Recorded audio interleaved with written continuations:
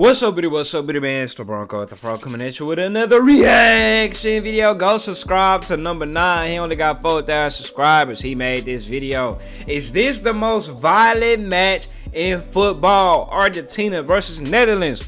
World Cup, Qatar, down, 2022. You already know I made my own separate video on this match. If you ain't seen it, go watch it. It's somewhere on my channel. This is hands down one of my favorite football games that I have ever watched live. Before we jump in, go subscribe to my gaming channel, Lil Bronco, link in the description. I just started The Walking Dead Season 2, little walkthrough gameplay or whatever. I know y'all like The Walking Dead. Go ahead and subscribe to my gaming channel. Go subscribe to my backup channel, More Bronco. That's where all my non-football related content is that. I just reacted to a Ryan Garcia, David Haney video yesterday. Follow me on Instagram, follow me on Twitter, follow me on TikTok. They all down below. Let's see what go there. 19 bookings, a brawl, yeah, an opponent on live TV. All of this was delivered to us on the 9th of December, cinema, 2022, in the most violent game in football history, the quarterfinal between Argentina and the Netherlands. Calling this the most violent game in football history is kind of crazy, though. I'm pretty sure it's like some South American games, like the Copa America. It was for sure some more violent games in the Copa America, but this one for sure was like most action-packed type shit. You know? The 2022 World Cup. This game was so heated, it was dubbed the Battle of Lucelle. Why was bro back there? Why his eyes? So... What is wrong with? What type of drugs this dude on? You see that boy eyes just sunk into his head. Y'all seen that video of that white man with that bald ass head in a club? His eyes all wide. And he doing all of that. That's how he look. He on some type of perk, some type of pill. Heated. It was dubbed the Battle of Lucelle. Battle of Lucelle. That's what they calling it. I ain't never heard that, but I like that. And though. This battle didn't just start in 2022. Argentina and the Netherlands have a long-standing rivalry which dates back all the way to the 70s. These guys almost always meet at the World Cup. They met in the group stage in 1974, the final in 78, the quarterfinal in 98, group stage in 2006, semi-final in 2014, and most recently, the quarterfinal in 2022. The 1978 World Cup was hosted by Argentina, and it was alleged that there was a lot of political pressure, much of which favored Argentina throughout the tournament. Argentina won the final 3-1, denying the Netherlands a first ever World Cup trophy. Netherlands, you know, they don't really have good luck in the World Cup in terms of finals. They call them, like, you know, the best country to never win the World Cup. They stay with talent, they stay with stacked teams, but they just never was able to get the job done. And you could say that that was where the Dutchmen started to hate the Argentines. In 1998, the Netherlands won with a 90th minute winner from Bergkamp, which is still regarded as one of the greatest goals in World Cup history. The 2014 semi-final was tight. It ended 0-0, and Argentina went on to win on penalties. Interestingly, the man in charge of the Dutchmen at the 2014 tournament was the same man in charge in 2022. Okay. Louis van Gaal had retired in 2019, but he came out of retirement for one last dance with the Netherlands national team. Their tournament started great, much better than Argentina's. The Netherlands topped their group without losing a single game. Meanwhile, Argentina lost their opening game of the tournament to Saudi Arabia. Look at this. Netherlands, like I say, they ain't lose a single game. They drew with Ecuador. I don't remember them drawing with Ecuador. But Argentina, they literally, look how close this Argentina group is. They sitting here with 6 points. Poland had 4. Mexico had 4. I forgot who. Saudi Arabia, I don't know how many points they had. It looked like they had 3 points. They had 3. So it came down to the last day. Argentina played Mexico that last day, but then, you know, Messi ended up hitting that goal to advance Argentina to the next round. It was real close, that Group C, man. It was cinema, man. Game. Meanwhile, Argentina lost their opening game of the tournament to a more inferior Saudi Arabia. The Netherlands' unbeaten streak going into the quarterfinal was 19, and they were looking to extend it. Had to put my United States of America boys on there like that. Saudi Arabia. The Netherlands unbeaten. Why you ain't gonna show none of our goals? We had a goal. Haji Wright. He hit him a mean-ass miracle goal. Should be Puskas nominee, even though he did it on accident, but still. Streak going into this. United States of America getting bullied up on the world stage. I remember this because I fucking overslept. I was supposed to be live streaming on Twitch, but my ass was asleep. You know, in America, the games came on at like 5 in the morning, 6 in the morning, bro. I overslept. I was like, oh, the game is on. I got woke up by the ESPN notification of Memphis Depay scoring, I believe. I was like, damn, the game already started. Got on Twitch right there at like halftime or something like that and watched the second half of the game, bro. It was crazy, man. Quarterfinal was 19 and they were looking to extend it. Perhaps all of that gave the Dutchmen too much confidence, and they started to make some really bold statements. In the build-up to the game, Van Gaal said, "We've got a score to settle with Argentina for what happened 2 World Cups ago." But more controversially, he suggested that Lionel Messi was Argentina's weak link. And that really upset the Argentines. He said they it! don't joke about their captain, so they made sure to hold a grudge. He said it! Why in the hell would you say something like that to these? Well, this was before Argentina had their little international spill that they did now.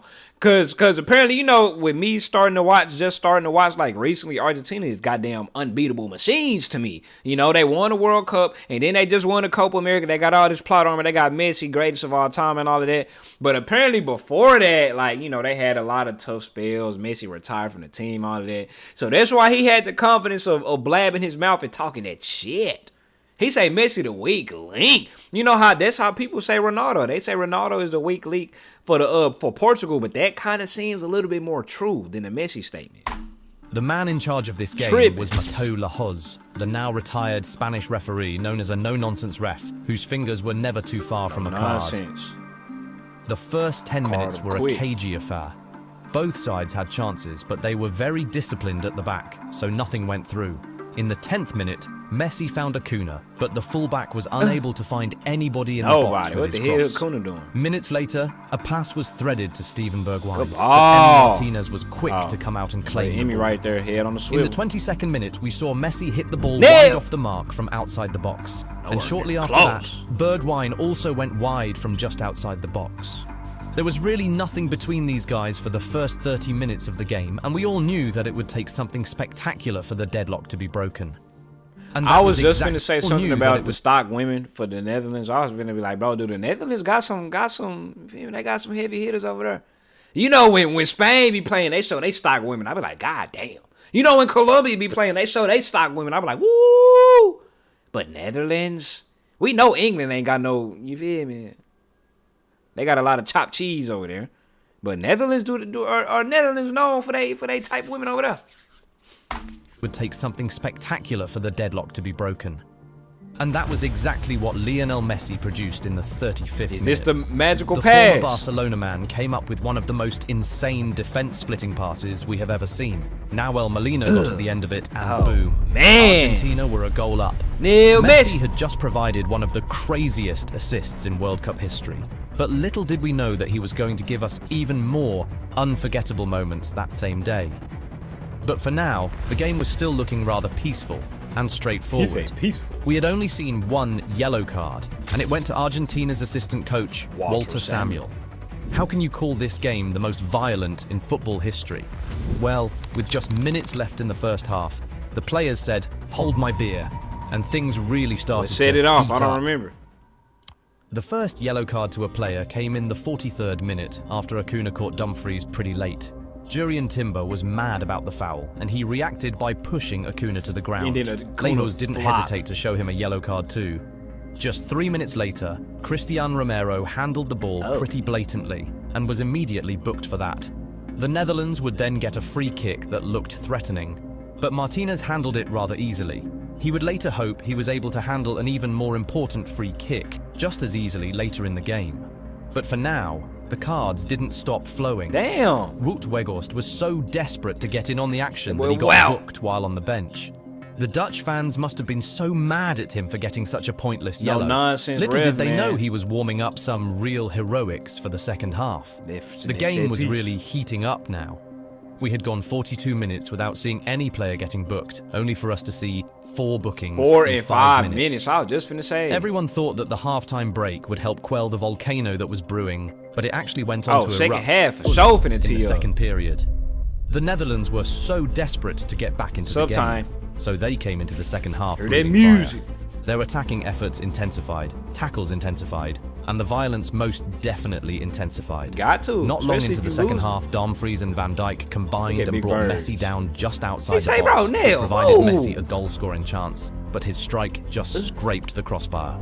Then, in the 71st minute, Acuna was brought down by Dumfries just at the edge of the box, so Lahoz awarded Argentina a penalty. Penalty for Messi Argentina. stepped up and converted pretty coolly. 2-0 Argentina. After Messi was done celebrating with his teammates, he walked towards the Netherlands bench and cupped his ears. He did that! When did he do this? I don't think they showed this on TV. They didn't nail. You talking that shit like that? Damn. I ain't know that now. He heard that coach talking about Neil the weak link. You know, cause Neil, he got this new MLS PR. He's like Disney. He's on a Disney tour. He doing the little Marvel celebrations. He doing the Black Panther. He doing the Thor. He doing the little Spider-Man. You know, he's kid friendly Neil now. That boy was in the World Cup. Awesome. Give me that Volvo. Give me that Volvo. You feel me? Direction. A gesture which had huge symbolism. There go that black dude with the glasses. That celebration was done by Juan Roman Riquelme, a man who Messi regards as one of his heroes.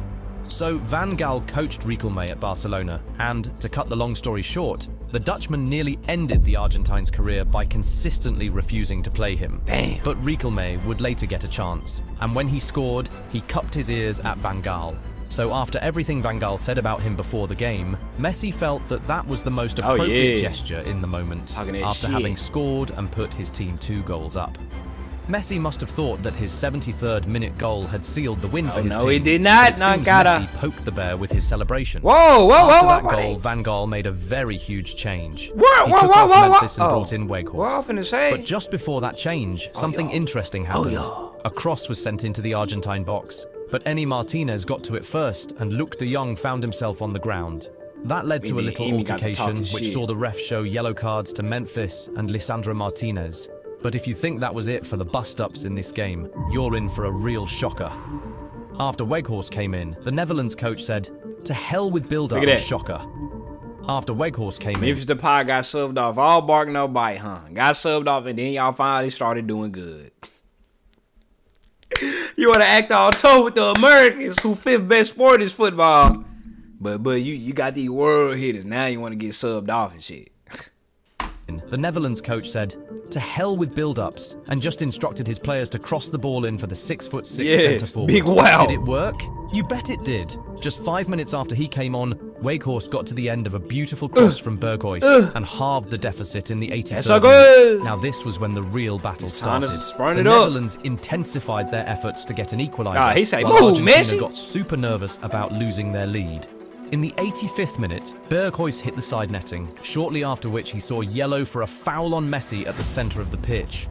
And then, in the 88th minute, we reached the crescendo of the whole brouhaha, the real Battle of Lucelle. Paredes fouled Arke, but like that wasn't bad enough. He stood up and booted the ball straight into the Netherlands bench, and all hell was let loose. The entire Dutch bench came storming towards Paredes, and as expected, the Argentines came to lend assistance to their teammate, and a proper brawl broke out. Perhaps the biggest fight we've seen. Came out of nowhere and bombarded his ass. Look at that. Bench, and better keep your head on the swivel. You heard some footsteps coming. Storming towards Paredes, and as expected, the Argentines came to lend assistance to their teammate, and a proper brawl broke out. Perhaps the biggest fight we've seen in a World Cup game. Tensions rose to the roof as players fell to the ground. The action was going down as the cards were flying up. Paredes and Scaloni saw yellow at that moment, but that was only just the beginning. Lahoz was still going to show a lot more cards in that game. But for now, he managed to Why did he kick the ball to their sideline additional like time that, was a theme of this World Cup, and this match did not disappoint. 10 minutes were added, and once that number went up on the board, we all just knew that this box office football match still had some more drama for us. And we weren't wrong. In additional time, we saw Nicolas Otamendi and Lionel Messi get booked, but more significantly, we saw the Netherlands get awarded a free kick in the very last minute of stoppage time. We thought that Koopmeiners would just blast the ball and hope for the best. But instead he went for a tricky pass, which beat the Argentine wall and reached Weghorst, who scored. The entire stadium went up in raptures. We had just seen one of the great free kick routines in World Cup history, and it coming in the very last second of this crazy game felt like the icing on an insane cake. But the match still wasn't over. As we went into extra time, the violence and drama made sure to come along with us. Extra time was a lot more cagey. It seemed like both teams were trying to be careful not to lose it all in the blink of an eye. They both had chances, but Argentina had more of them. and Scaloni decided to capitalize on that by taking off a centre-back, Lisandro, and bringing on an attacker, Di Maria. The Argentine pressure was really insane in extra time. Lautaro saw his shot blocked by Van Dijk and another saved by Noppert. Di Maria nearly scored straight from a corner. Messi shot just wide off the target a few times, but the closest they came was Enzo Fernandez. Messi shot just wide off the target a few times, but the closest they came was Enzo Fernandez, hitting the woodwork just seconds before the final whistle went. As far as the violence goes, that was still a prevalent theme. We saw 2 more yellow cards shown in extra time, but guess what? That was still not all. The game went to penalties. And in every other game, penalties are as straightforward as they come, but certainly not in this game. It was the gift that just wouldn't stop giving. The shootout was the Eni Martinez show. He applied every trick in the book to get into the heads of the Dutchmen, and it worked. He saved their first 2 kicks while Argentina converted theirs. Argentina stumbled when Enzo missed, but Eni's heroics were enough to secure the win for Argentina. As Lautaro walked up to take the last penalty, the Dutchman tried to get into his head, but that only earned Dumfries 2 bookings in the space of 1 minute. Yes, we saw a player get red-carded during a penalty shootout. Where have you ever seen that happen before? Boxing. Dumfries' bookings took the tally to 19, and that became a record for the most bookings in a FIFA international So if he got a tournament. red card during this World Cup, that means the next World Cup he got to sit out a game, or is it like during the qualifiers or something? Now, how can you argue this game being the most violent in football history? But guess what? The drama still wasn't over. After Lautaro converted the last penalty, Otamendi cupped his ears toward the Netherlands players. Messi exchanged heated words with Van Gaal, and Emi Martinez cursed at the Netherlands coach. Yeah, I remember that. Van Gaal saying, we got an advantage in penalties. If we go to penalties, we win. I think he needs to keep his mouth shut. And then, during his post-match interview, Messi spotted Weghorst standing not so far off, and he asked the now infamous question, "¿Qué mira, bobo? Which translates to, what are you looking at, fool? Everybody say, boy, what you looking at, boy? That man Wild is sitting here looking menacing. Look at how his eyes just sunk into his head. That boy looking at Neil like he finna whoop his ass. That boy Neil say, "Hey, what up, bobo? Hey, what up, bobo? Look at Messi." Hell, you mean? This moment went viral on social media, and all sorts of memes were made out of it. Con Leo Messi. Bueno, Leo, quedaste un poco caliente por el final. Mira, bobo. ¿Qué mira, bobo? Anda para allá, bobo. Anda para allá. Bro, this game was so heated that fans all around the world nearly got burned just by watching it on TV. Yeah. If this quarter-final game between Argentina and the Netherlands at the 2022 World Cup isn't the most violent game in football history, then tell me what is It's in the not comments. the most violent.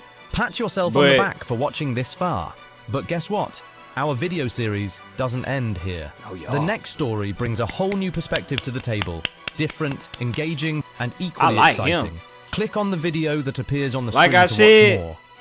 Go subscribe to Mr. Number 9, bro. His channel is right there. Bro, this is not the most violent match in football history, but it's for sure one of the most entertaining, hands down. I'm out.